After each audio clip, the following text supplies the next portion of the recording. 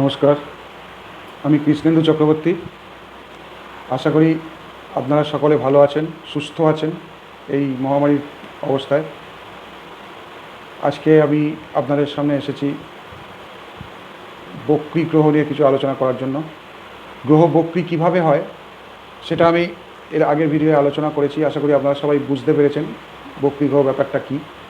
তো আজ আমি বক্রী গ্রহর ফলাফল নিয়ে আলোচনা করব। বক্রী গ্রহ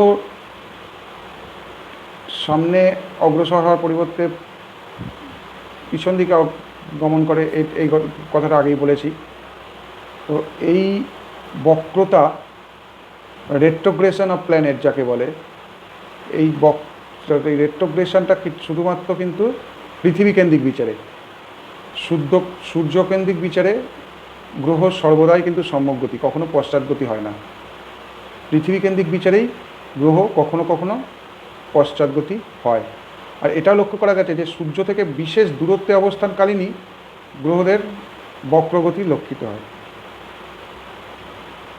তো আজ যেটা নিয়ে করব আলোচনা, যে বক্রী গ্রহের রেজাল্ট কী হয়, রেজাল্ট অফ রেট্রোগ্রেড প্ল্যানেট বা এফেক্ট অফ রেট্রোগ্রেড প্ল্যানেট। এই বক্রী গ্রহের ফল কীরকম হবে এই বিষয়ে খুবই বিভ্রান্তি আছে। গত প্রজন্মে জ্যোতিষীদের কেউ কেউ গ্রহের পাশে বং বা বয়ের পর বিসর্গ লিখলেও তাঁরা সাধারণত কোষ্ঠী বিচারে বক্রী গ্রহের তারতম্য ধরতেন না।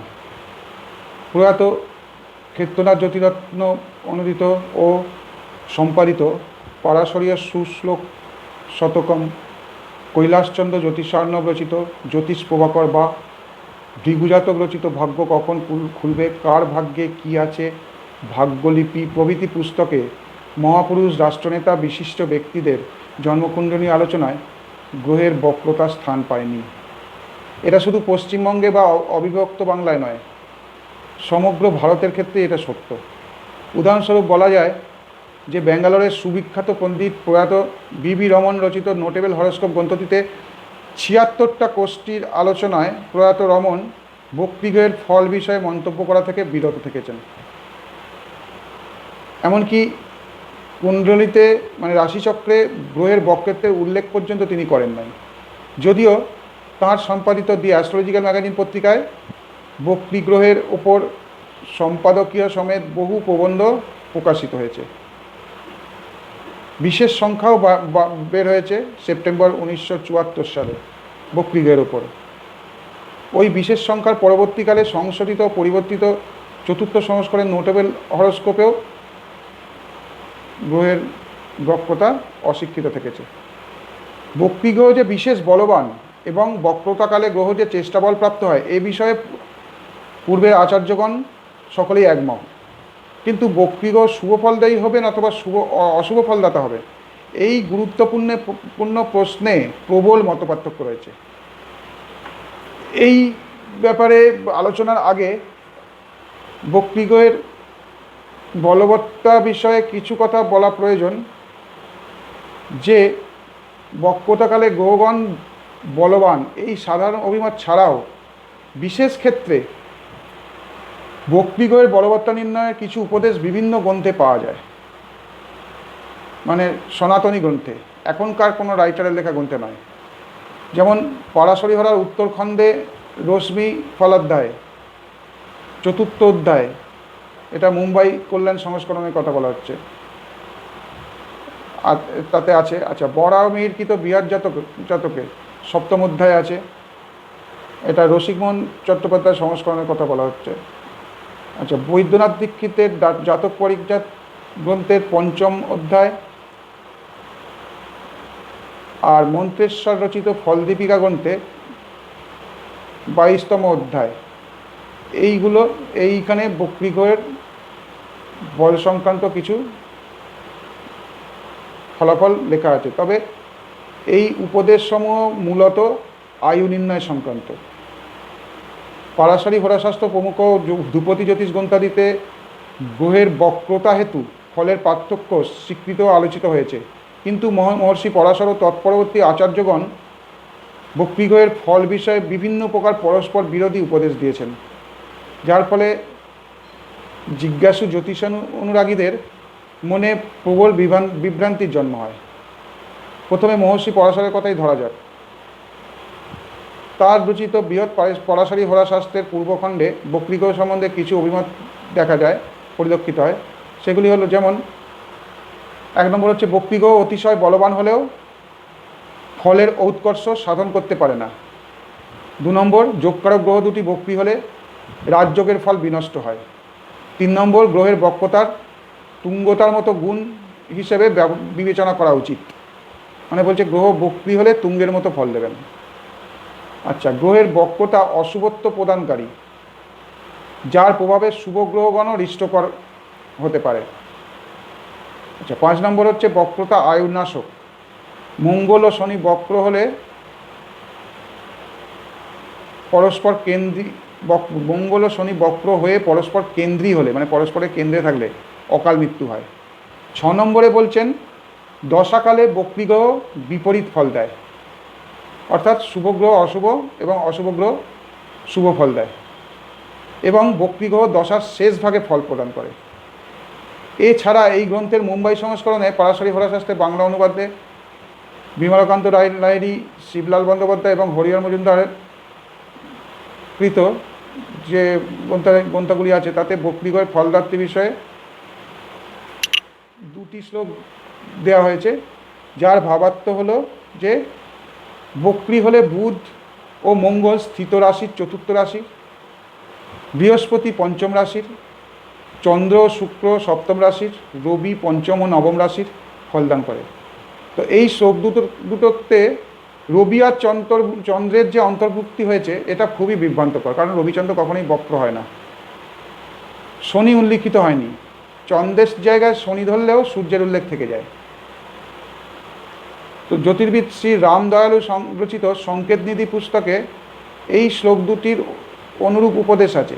পার্থক্য এই যে ওই শ্লোকে শনির উল্লেখ আছে, বলা হয়েছে যে বক্রী শনি অবস্থিত রাশি থেকে 7মের ফল দেবে, এবং রবি ও চন্দ্রের উল্লেখ নেই। তো সদামার্গী রবি আর চন্দ্রের অন্তর্ভুক্তিতে পরাশরী হোরার উক্ত শ্লোক দুটি আদৌ মহর্ষি পরাশর কৃত কিনা এ বিষয়ে সন্দেহ উপস্থিত হয়, এবং অনুমিত হয় যে শ্লোক দুটি প্রক্ষিপ্ত, মানে কেউ নিজের মনের মতো করে বানিয়ে নিয়েছে আর কি। আসল পরাশরের লিখিত তো পাওয়া যায় না, কোনো পাণ্ডুলিপি থেকে অনুবাদ করে পাওয়া যায়। তো সেখানে অর্থ করার ভুল হোক বা যে কোনো কারণেই হোক, সেই শ্লোক দুটো একটু অন্যরকমভাবে অনুবাদ করা হয়েছে, কারণ রবিচন্দ্র কখনোই বক্র বা বক্রী হয় না। তো এ বিষয়ে আরেকটা কথা উল্লেখ করা যায় যে পরাশরী হোরার চৌখাম্বা সংস্করণে এই শ্লোক দুটি ছিল না, মানে নেই। এই শ্লোক দুটির কথা ছেড়ে দিলেও বক্রী গ্রহ সম্বন্ধে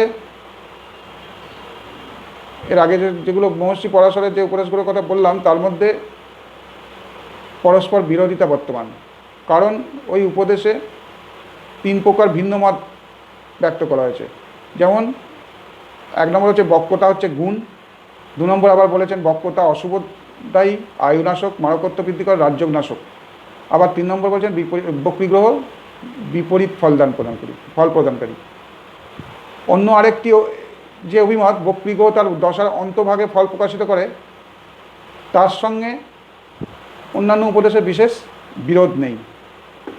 তো মহর্ষি পরাশরের পরবর্তী অপর 2 প্রাচীন আচার্য মহর্ষি জৈমিনী ও বরাহমিহিরের মধ্যে মহর্ষি জৈমিনী তার জৈমিনী সূত্রে বক্রীগ্রহের কোনো রকম উল্লেখ করেন নাই, এবং বরাহমিহিরের বৃহৎজাতক গ্রন্থে বক্রীগ্রহের প্রসঙ্গে লেখা হয়েছে যে বক্রগামী গ্রহেরা চেষ্টা বল প্রাপ্ত হয়। বক্রীগ্রহ রিপুগৃহে থাকলেও আয়ুবর্ষের হানি হয় না, এবং তুঙ্গ গ্রহের মতোই বক্রীগ্রহ স্বীয় আয়ুবর্ষের 3 আয়ু প্রদান করে। বক্রীগ্রহ বলবান এবং আয়ুর হানিকারক নয় এই অভিমত ব্যক্ত করলেও উহার শুভত্ব বিষয়ে বরাহমিহির নীরব থাকাই শ্রেয় বলে মনে করেছেন। মন্তেশ্বর রচিত ফলদীপিকা গ্রন্থ পণ্ডিত জ্যোতিষীদের কাছে বিশেষ আদরণীয়। বক্রীগ্রহের ফলদাতৃত্ব সম্বন্ধে তার সিদ্ধান্ত খুব সুস্পষ্ট এবং দ্বিধাহীন।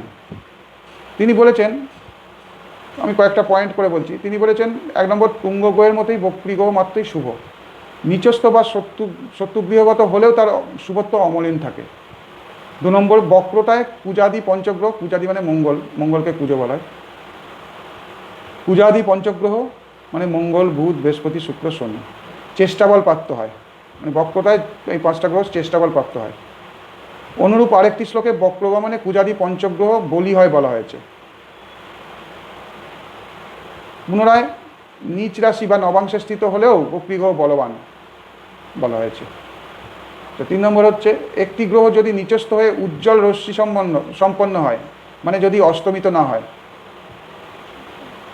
উজ্জ্বল রশ্মি তা সেইভাবে যদি বক্রী হয় এবং সুস্থান স্থিত হয়, মানে কোনো দুস্থানে অবস্থিত না হয়, কেন্দ্রকোণে থাকে, তাহলে রাজ্য বা রাজতুল্য সম্পদ, সম্ভ্রম, প্রতিপত্তি প্রদায়ী হয়।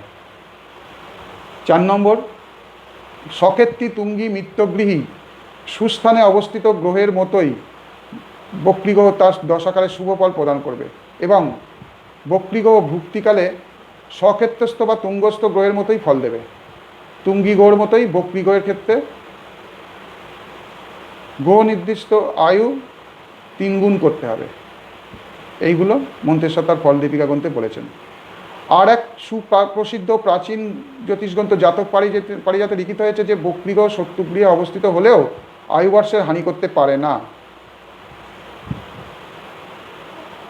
আর বক্রী গ্রহের শুভাশুভত্ব বিষয়ে কোনো তত্ত্ব জাতক পারিজাতে অনুপস্থিত। অবশ্য বক্রী গ্রহ বলবান, এটা বা জাতক পারিজাতে বলা হয়েছে।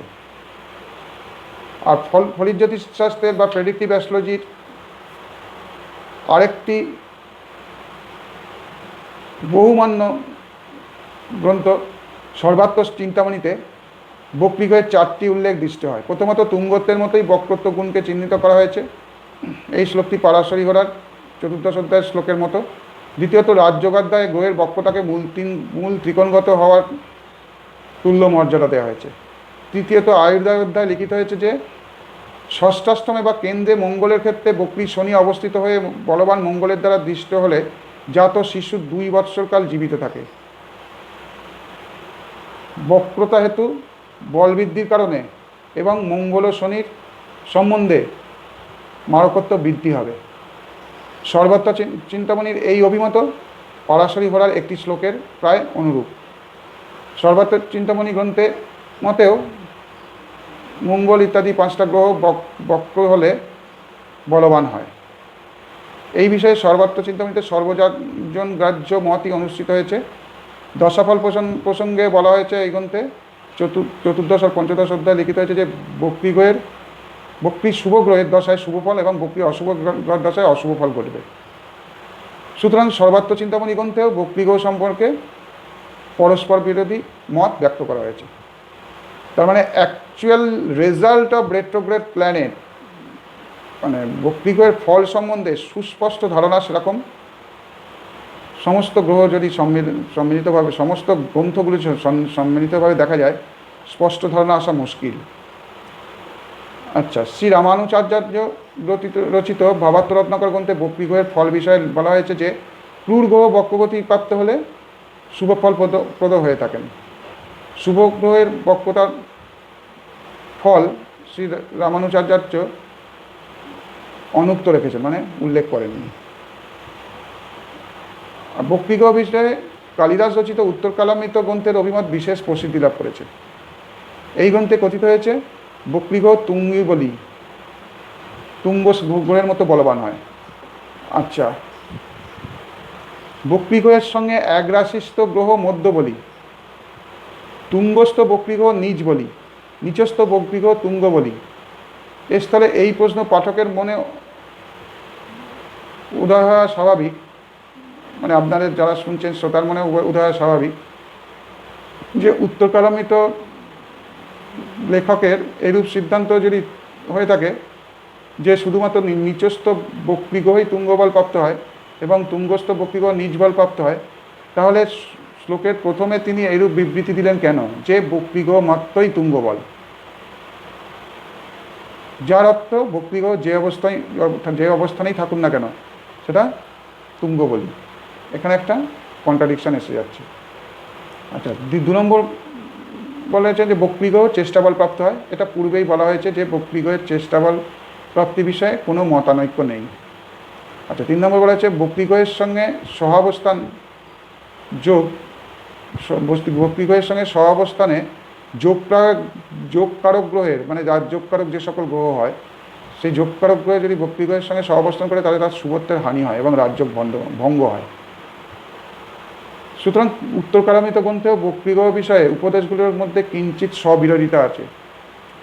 মহাদেব রচিত অপেক্ষাকৃত আধুনিক তবে বহুমান্য জাতক তত্ত্ব গ্রন্থে বক্রীগ্রহকে তুল্য বলি আখ্যা দেওয়া হয়েছে। অন্যত্র বক্রীগ্রহকে পাপগ্রহের সঙ্গে এক আসনে বসানো হয়েছে, কিন্তু রাজযোগের বিবরণে বক্রী শুক্র গ্রহকে অন্তর্ভুক্ত করে একটি যোগ বর্ণনা করা হয়েছে। সুতরাং জাতক তত্ত্বকার এর মতে গ্রহের বক্রত্ব রাজযোগ নাশক নয়। বস্তুত জাতক তত্ত্বকার এর অভিমত এই যে বক্রী শুভগ্রহ রাজ্যপ্রদ এবং বক্রী পাপগ্রহ হানি প্রদান করে। পণ্ডিত নারায়ণ চন্দ্র জ্যোতির্ভূষণ রচিত হোরা বিজ্ঞান রহস্য গ্রন্থে বক্রীগ্রহের ফল বিষয়ক একটা বচন দিতে হয়েছে। সর্বত্র চিন্তামণি পূর্বে উদ্ধৃত বক্রীগ্রহের দশা বিষয়ে উপদেশের বা জাতক তত্ত্ব গ্রন্থের পূর্বে লিখিত সর্বশেষ উপদেশটির সঙ্গে এই বচনটার ঐক্য, মানে মিল লক্ষ্য করা যায়। অর্থাৎ শুভগ্রহ বক্রী হলে রাজ্যপ্রদ, অশুভ গ্রহ বক্রী হলে অতীব অশুভ ফল প্রদানকারী। অন্যান্য ধ্রুপদী জ্যোতিষ গ্রন্থগুলিতে এই ধরনের কথাই প্রতিধ্বনিত হয়েছে, সেগুলো আর আলোচনা করা হচ্ছে না। তো এই ধরনের নানা প্রকার পরস্পর বিরোধী উপদেশগুলোর সামঞ্জস্য বিধান করা অসম্ভব বলে মনে হয়। তো এক্ষেত্রে একমাত্র করণীয় তা হলো বাস্তব ক্ষেত্রে মানব জীবনে বক্রীগ্রহের প্রভাব পর্যালোচনা করা। মহাপুরুষ ও বিখ্যাত ব্যক্তিদের জন্মকুণ্ডলী এই বিষয়ে আমাদের সহায়ক হতে পারে। যাদের জন্মকুণ্ডলী এবং জীবনের ঘটনাবলী জ্যোতিষ অনুরাগীরা জ্ঞাত আছেন, প্রয়োগসিদ্ধি ছাড়া তত্ত্বের কোনো মূল্য নেই, অন্তত ফলিত জ্যোতিষে। তাই বাস্তবে বক্রীগ্রহের ফলাফল কী হয় সেরকম কয়েকটি বিখ্যাত ব্যক্তি বা মহাপুরুষের জন্মকুণ্ডলী বা জাতকুণ্ডলী আলোচনা করা হচ্ছে। প্রথমেই বলি নেতাজি সুভাষচন্দ্র বসু। মেষ লগ্ন, দ্বিতীয় মঙ্গল, চতুর্থে কেতু, পঞ্চমে বক্রী বৃহস্পতি, ষষ্ঠে চন্দ্র, অষ্টমে শনি, দশমে রবি, বক্রী বুধ ও রাহু, আর একাদশে শুক্র। 11ই মার্চ 1933 থেকে 16 বছর বক্রী বৃহস্পতির দশাকালে দুবার কংগ্রেসের সভাপতি, দ্বিতীয়বার কংগ্রেসের সভাপতি পদে নির্বাচিত হওয়ার পর গান্ধীজির ও সহযোগী নেতাদের বিরোধিতার ফলে পদত্যাগ ও ফরওয়ার্ড ব্লক গঠন, কারাবাস, সক্রিয় অন্তরীণ গৃহত্যাগ, আজাদিন ফৌজ গঠন, ওই ফৌজের সর্বাধিনায়ক, ওই সরকারের প্রধান, সবই বক্রী বৃহস্পতির দশাকালে। মেষ লগ্নের বৃহস্পতি শুভগ্রহ, এক্ষেত্রে মারক গ্রহ শুক্রের সম্বন্ধী। বক্রী বৃহস্পতির দশাকালে খ্যাতি, সম্মান, ক্ষমতার শীর্ষে পৌঁছলেও সম্ভবত মারক গ্রহের সঙ্গে সম্বন্ধের কারণে মৃত্যু বা অন্য কারণে লোকচক্ষুর অন্তরালে চলে যাওয়া। এরপর বলি মহাত্মা গান্ধী। তুলা লগ্ন, লগ্নে বুধ, শুক্র, মঙ্গল, দ্বিতীয় শনি, কেতু চতুর্থে, সপ্তমে বক্রী বৃহস্পতি, দশমে রাহু চন্দ্র, দ্বাদশে রবি। 8ই সেপ্টেম্বর 1940 থেকে বক্রী বৃহস্পতির দশায় ভারত ছাড়ো আন্দোলনের নেতৃত্ব দান। কংগ্রেসের বোম্বাই সম্মেলনের পর গান্ধীজির নেতৃত্বে আইন অমান্য আন্দোলন পুনরায় শুরু, কারাবরণ। 1945 মে মাসে দ্বিতীয় বিশ্বযুদ্ধের সমাপ্তি, দীর্ঘ আলাপ আলোচনা শেষে 1947 সালের 15ই আগস্ট দেশের স্বাধীনতা অর্জন। 1948 সালের 30 জানুয়ারি গান্ধীজির মৃত্যু। তুলা লগ্নের পক্ষে বৃহস্পতি শুভগ্রহ নয়। এই বক্রী বৃহস্পতির দশায় গান্ধীজির জীবনের চরম সাফল্য, দেশের স্বাধীনতা লাভে, জাতির জনক হিসাবে চিরকালীন প্রতিষ্ঠা লাভ, সপ্তমে অবস্থিত হওয়ায় ও দ্বিতীয় সপ্তমপতি মঙ্গলের সম্বন্ধী হওয়ায় বৃহস্পতি মারক হয়েছে। আচ্ছা, এরপর দেখা যাক ঋষি অরবিন্দ। কর্কট লগ্ন, লগ্নে মঙ্গল ও বৃহস্পতি, দ্বিতীয় রবি শুক্র ও বুধ, পঞ্চমে কেতু, ষষ্ঠে শনি, বক্রী শনি ও চন্দ্র এবং একাদশে রাহু। বক্রী শনির দশা 18 এপ্রিল 1939 থেকে আরম্ভ হয়। কর্কট লগ্নের জাতকের পক্ষে সপ্তম অষ্টমপতি শনি প্রবল অশুভ ও মুখ্য মারক গ্রহ। ষষ্ঠস্থ হওয়ায় কিঞ্চিত অশুভত্ব তাতে বর্তায়। সেই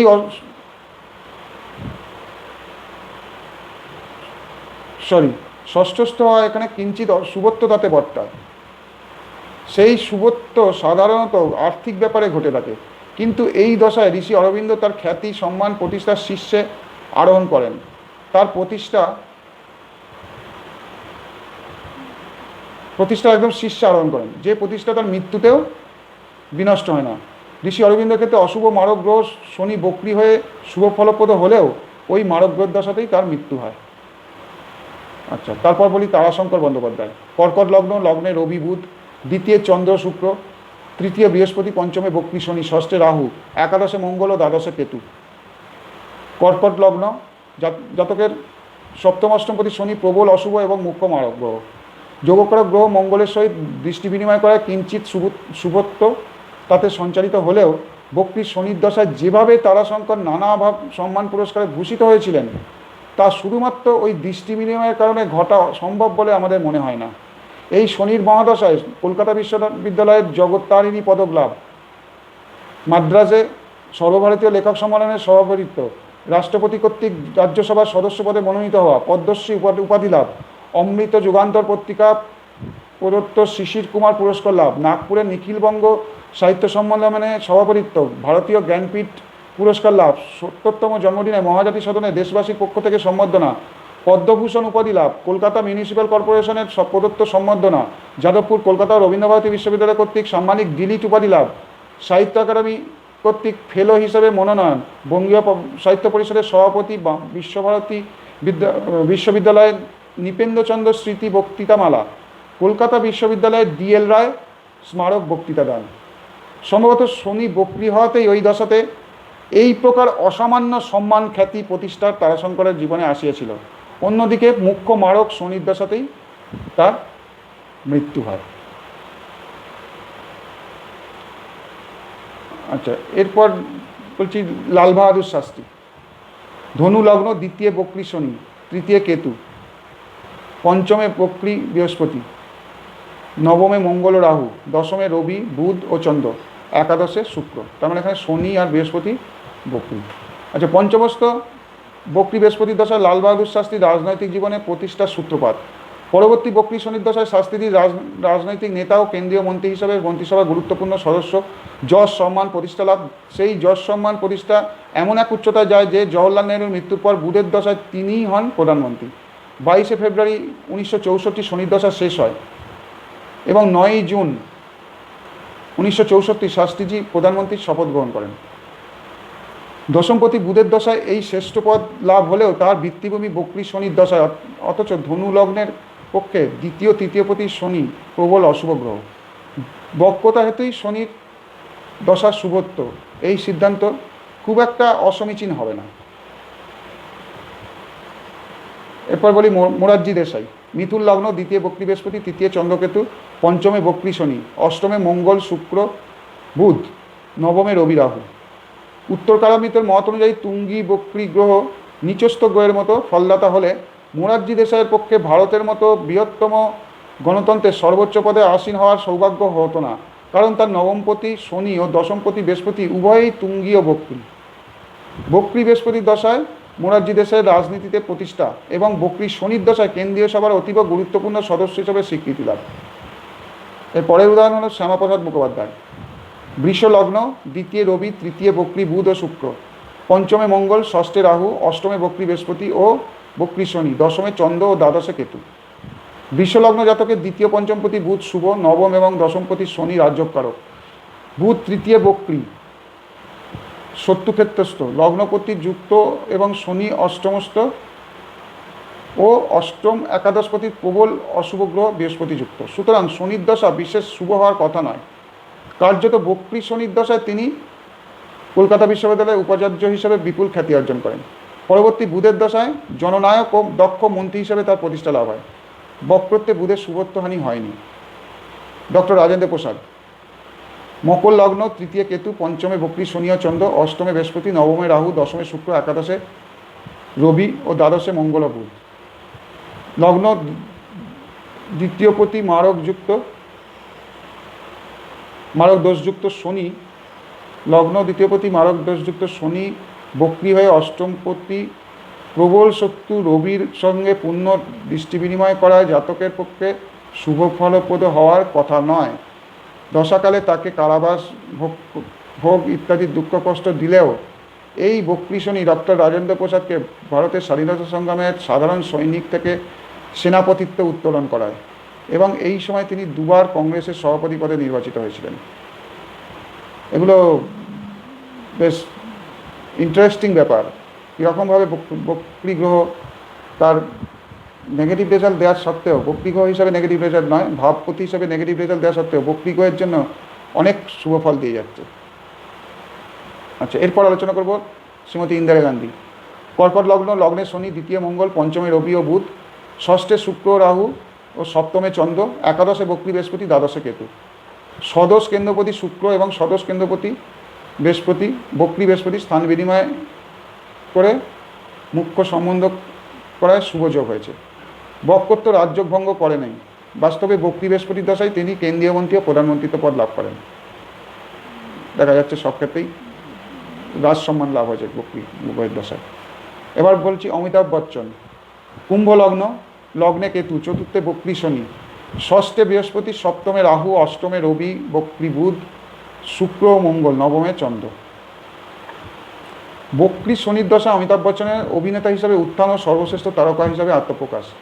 বক্রী বুধের দশার প্রথমে বিশাল আর্থিক ক্ষতি ভোগ করলেও এই দশাতেই তিনি পুনরায় শ্রেষ্ঠত্বের সিংহাসনে আসীন হয়েছিলেন।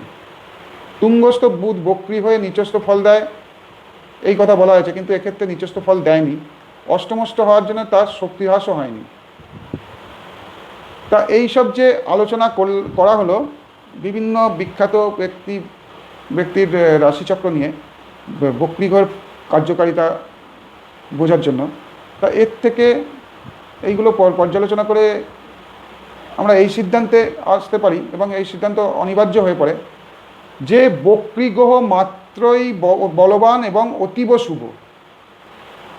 অবশ্য আমাদের মনে রাখতে হবে যে বক্রী গ্রহের উপরোক্ত ফল লাভের পক্ষে কোষ্ঠীর বল আর শুভযোগ থাকা আবশ্যক।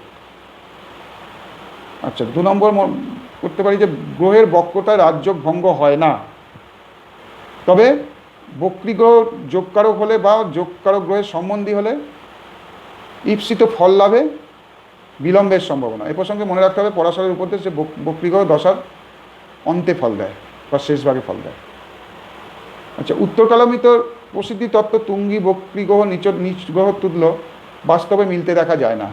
মোরারজি দেশাই এবং অমিতাভ বচ্চনের জন্মকুণ্ডলী যা এর আগে আলোচনা করা হলো তাতে দেখা গেছে এটা মেলেনি। আচ্ছা, এরপরে 4 নম্বর হলো বক্রী গ্রহ শুভপ্রদ হইলেও মারক লক্ষণাকান্ত হইলে তা মারক।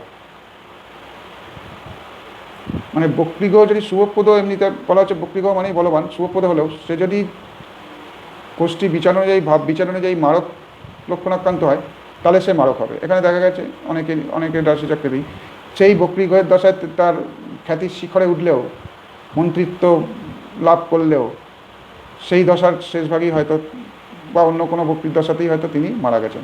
তার মানে মারক যদি লক্ষণাক্রান্ত হয় কোষ্ঠী বিচারের ভাব বিচার অনুযায়ী, তাহলে সেই গ্রহটি মারক হবে। তাহলে এক্ষেত্রে আমরা এই সিদ্ধান্তে আসতে পারি যে বক্রী গ্রহ মানেই খারাপ ফল দেবে বা যেসবগুলো বলা হয়েছে সেটা ঠিক নয়। বক্রী গ্রহ মানেই অতীব বলবান এবং শুভ ফলপ্রদ। যদি কোষ্ঠী বিচারের সূত্র অনুযায়ী মারক লক্ষণাকান্ত হয় তবে মারক হবে, তবে ফল যদি যোগকারক হয় ফল কিছুটা দেরিতে দেয়। আর গ্রহের বক্রাবস্থা কোনো বিরল ব্যাপার নয়। বহু পূর্বে জ্যোতিষ বিষয়ে একটি পাশ্চাত্য পত্রিকায় একটা প্রবন্ধে লেখা হয়েছিল যে শতকরা 20 জন বক্রী বুধ, 7 জন বক্রী শুক্র, 9 জন বক্রী মঙ্গল, 30 জন বক্রী বৃহস্পতি এবং 36 জন বক্রী শনির প্রভাবে জন্মগ্রহণ করেন। সুতরাং এই বিষয়ে যথেষ্ট চর্চার প্রয়োজন, গবেষণার প্রয়োজন, অনুসন্ধান করার প্রয়োজন। এই আলোচনা আপনাদের কীরকম লাগলো সেটা জানাবেন, আর অবশ্যই এই ভিডিওর নিচে কমেন্টে লিখে জানাবেন কীরকম লাগলো। নমস্কার।